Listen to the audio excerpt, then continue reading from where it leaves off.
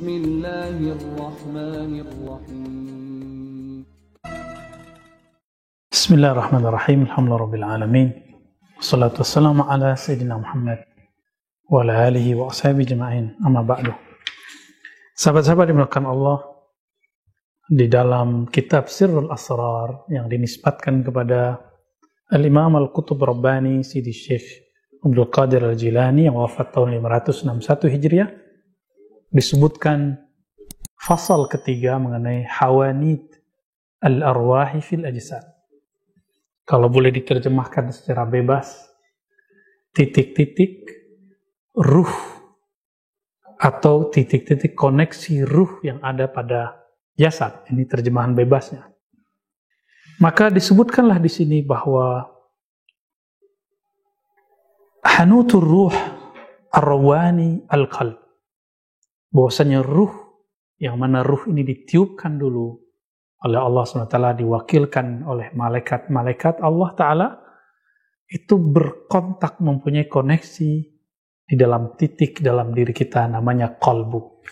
Qalbu itu berarti sesuatu yang elastis, lembut, bergerak, dinamis. Jika dia sudah keras, maka dia tidak bisa menerima goncangan-goncangan. Ketika dikeraskan, dia patah. Ketika muncul pandemi, dia tidak ridho. Ketika muncul kesusahan, dia tidak sabar. Ketika senang, dia tidak bisa syukur. Dia merasa dirinya yang hebat. Maka kemudian qalbu ini di dalam Al-Quran disebutkan sebagai aslun. Dalam surat Ibrahim ayat 24, pengarang kitab ini mengatakan, kasyajaratin thayyibatin asluha sabitun wa far'uha fis sama. Kata asal di sini disebutkan sebagai ibarat dari qalbu. Maka qalbu adalah asal dari tubuh ini yang ketika dia bekerja, melakukan tugasnya, yaitu menyebut asma Allah, walillahil asma'ul husna fad'uhu biha.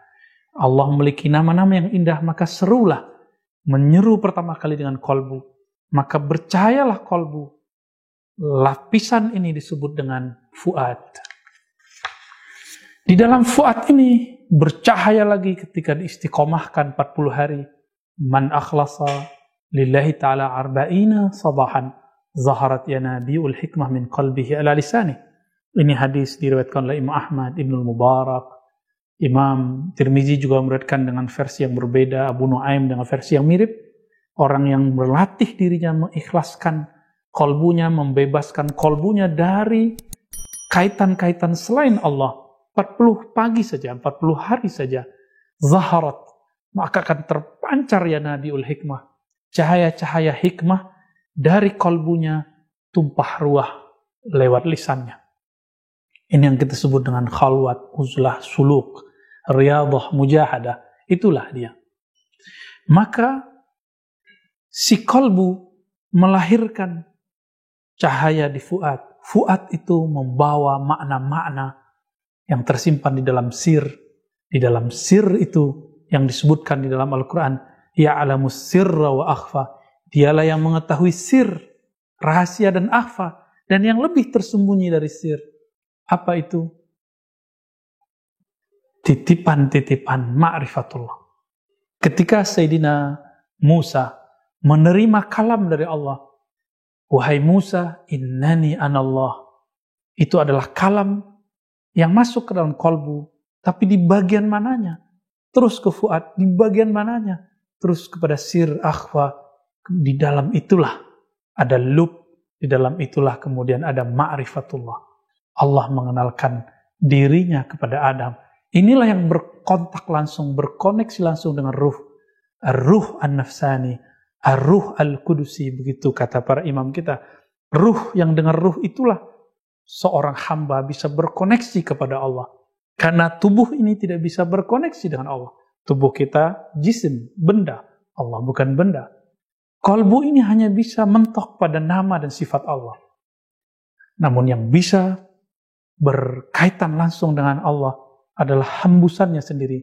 Itulah ar-ruh, yang disebut ar-ruh an-nafsaniyah, atau ar-ruh al-qudusiyah, yang dengannya seorang hamba dicintai oleh Allah dan mencintai Allah Subhanahu wa taala.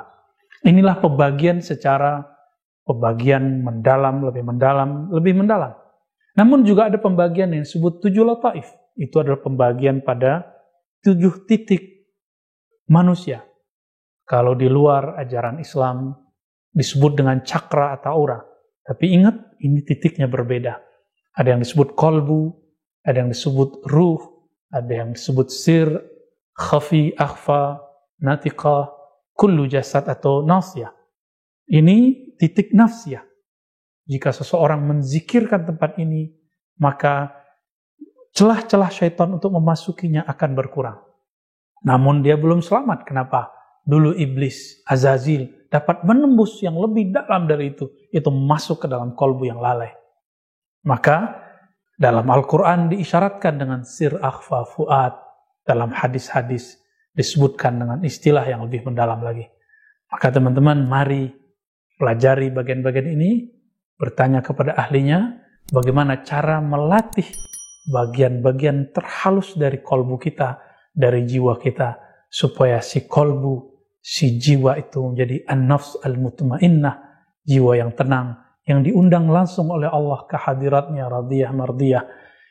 Wahai jiwa-jiwa yang tenang, irji'i ila rabbiki radiyatan mardiyah.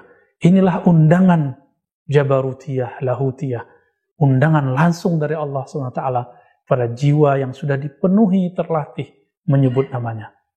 Mari mengenal diri, maka ilahi akan menyambut kita. Sallallahu ala nabiyina Muhammad. Assalamualaikum warahmatullahi wabarakatuh.